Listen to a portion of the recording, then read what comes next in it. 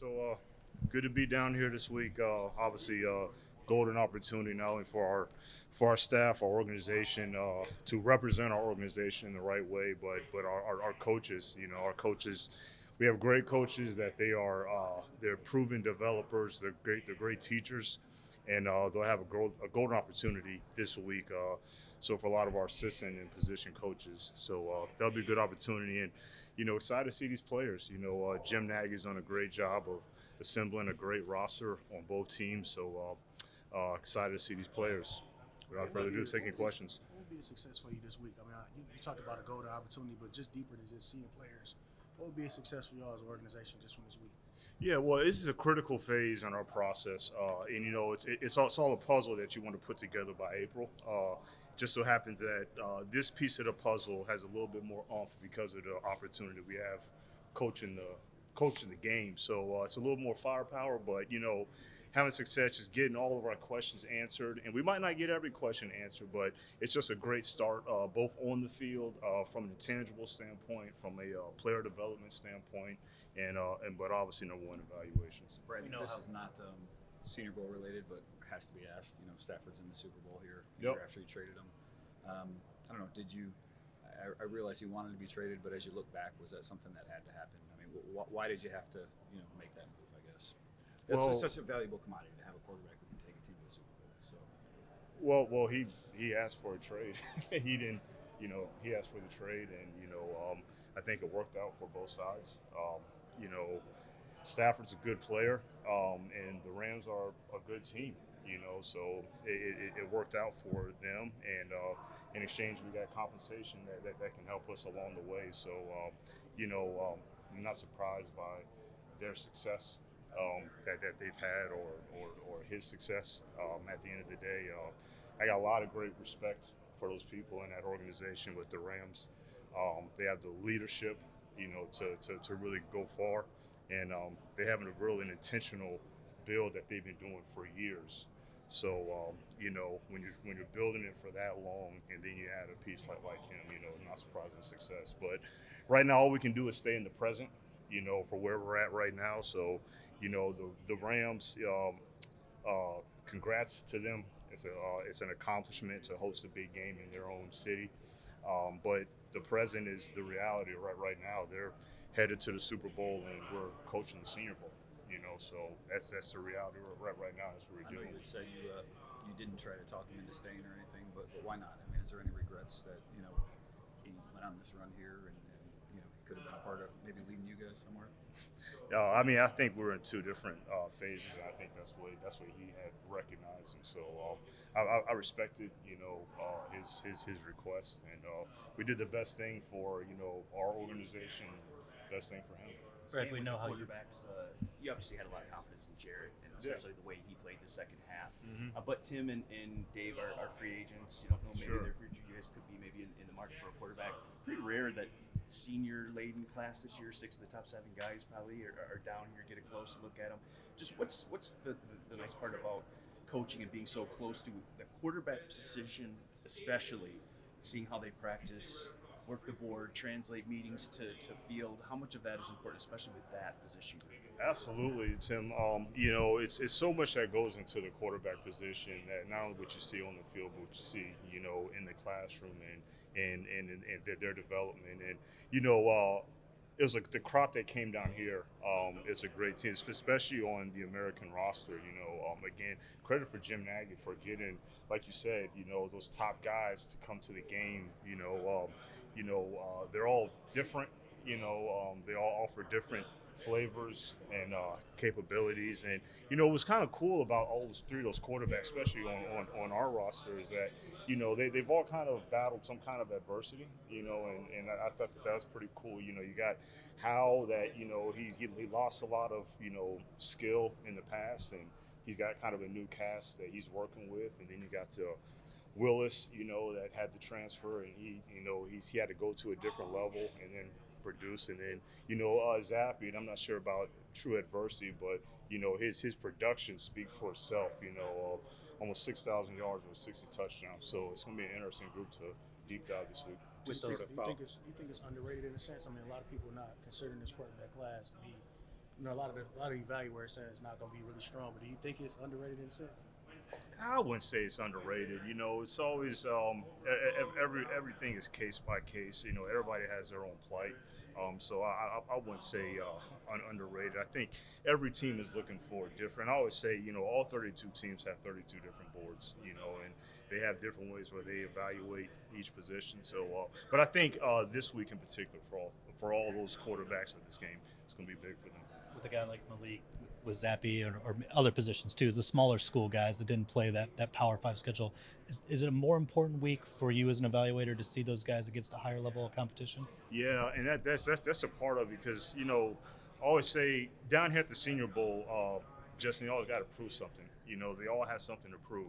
Whether it is a guy from the Power 5 that wants to prove that, you know, hey, I've only been playing outside corner, but I want to prove I can play nickel, or it's either a small school guard that can prove that I can play with the Power 5 guys. It could be the other way. It could be a Power 5 guard that can prove I can play center. So everybody's trying to prove something, and that's what builds the intrigue of being at this game. Just sort of building off those questions about the quarterback. I know you get some say over what your roster looks like down here. Yeah. I'm sure you're not going to tell us which specific quarterbacks you might have wanted to look at, but I wonder if you could just shed any light on sort of what that process was like this year. If there were positions that you wanted to make sure you loaded up guys in. You know, the thing about it though, Chris, is that they actually Jim does such a great job. He has such an intentional focus leading up to how he builds a roster. You know, there's really not you know, you do have, you know, he'll bounce off questions to me and Joe, you know, since we were both chosen for our staffs, but you know, he's not given all the leeway of saying, hey Brad, tell me which guys you want, or Joe, tell us which. I mean, like he I'm not saying he's driving a hard line, but you know, he was pretty clear in that aspect, saying, look, I want to keep these guys together. These guys are teammates. I want to keep these guys. You know what I mean? So he's got a good process in place. So it's not as you know, a la carte and just kind of just put what you like. You can't really do that to that extent. Free agency will be here before too long. What did you learn from last year's free agency, and specifically, you know, the misses maybe that you had at receiver and the hits that you had with some of the, you know, the Charles Harrises and those guys that really you know, outperformed maybe what people thought they'd be? I mean, I learned a lot just from this year in general, so starting back from free agency. But just like I said last time I spoke with you guys, you know, free agency will be a little bit different.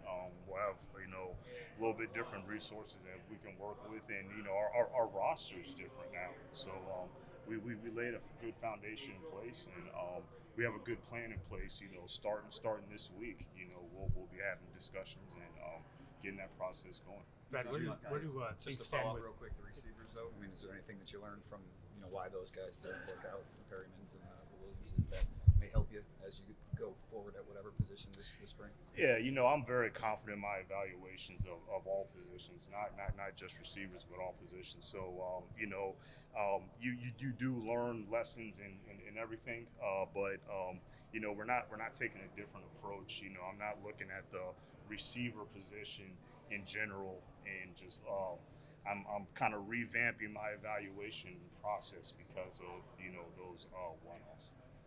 I guess to build off of that maybe just a little bit, you had mentioned at your press conference last time we talked to you that you're looking for help on the perimeter, you know, the receivers obviously. Sure. What kind of guys are you looking to complement what you already have with Amon-Ra, with Hawkinson, Swift, some of these guys that you already have in the passing game?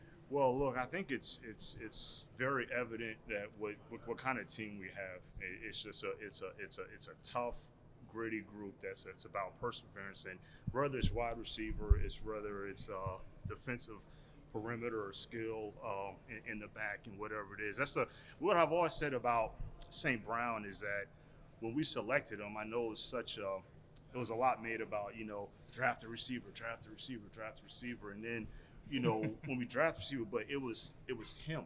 It was him because he fit what we're all about. You know, he's a gritty, tough, physical player but he is explosive. He does reach those core traits that we're looking for. He's smart, he's physical, he's instinctive, he's relentless, and he's explosive. So it's a good fit. So I guess as you go about building around him, are you looking for more grit and toughness and guys like that? Or are you looking for size, speed? I mean, that's all. Those core foundational traits will always be here, and that's just what our football team is built off of. It's easy to ask you. Guys want to prove themselves. How valuable is this week just to be able to put your schemes in place and see how these guys fit into that? Maybe, a 4-3 D end in college, you can stand them up and see what they do. And how important is that to move guys around and just see how versatile they can do and how many positions they can play this week? It's huge. It's huge. And, we actually went over that with our staff about some of the things that we would like to see from some of those guys. So that's going to be big without getting into too much detail. But and then obviously, from the practice to the games, there's rules and principles in place of things that you can and cannot do, in the game. So we're going to stay within the rules. But it's going to be cool to see those looks in terms of what fits us. But at the end of the day, the reality is, look, if we're doing it in practice, the rest of the NFL is seeing it too. So it's not like it's a complete secret. But back there in the classroom, though, it would be good to be able to get some little deep dive in terms of how they are from a tangible standpoint. Dan said he was going to think a while about whether he wanted to call plays or not. Has he made that decision yet? And where do things stand with? There's no update on that decision right now. Have you guys interviewed offensive coordinators?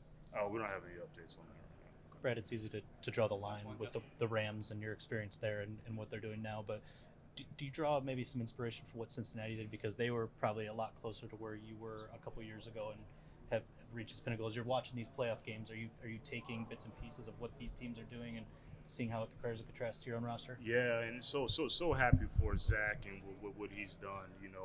It's just a tremendous, and I wouldn't call it turnaround. When I look at what the Bengals did, I just look, those guys stayed the course. They stuck to their process.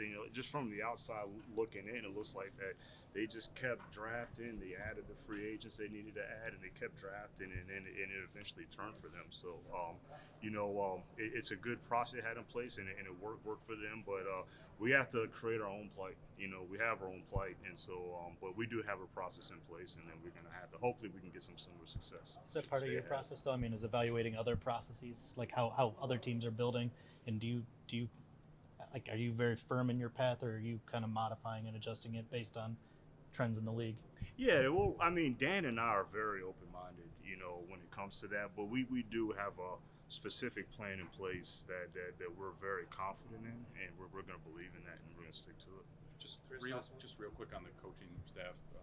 Obviously, it's sort of a unique situation with Deuce and Ben and Aubrey getting the opportunities down here. Just what would you like to see from them? What sort of things do you have on their plate for this week? Just like I opened up with, all those guys, they are proven developers. They're great teachers, and it's an opportunity for them to kind of, coordinate and kind of see, from that, big picture vantage point. And it's a little bit more responsibility on the plate, but I know that they're up to the task. I know they're more than qualified to do it, and I know they have success. And one other housekeeping thing, just since the tight end market could take off with some of the guys that are free agents, have you had any talks with Hawkinson? Is that something that will be on your near-term I to-do won't list? discussing those discussions or anything right now. All right. Thanks, Thank guys. you, Thanks a lot, guys. Appreciate it.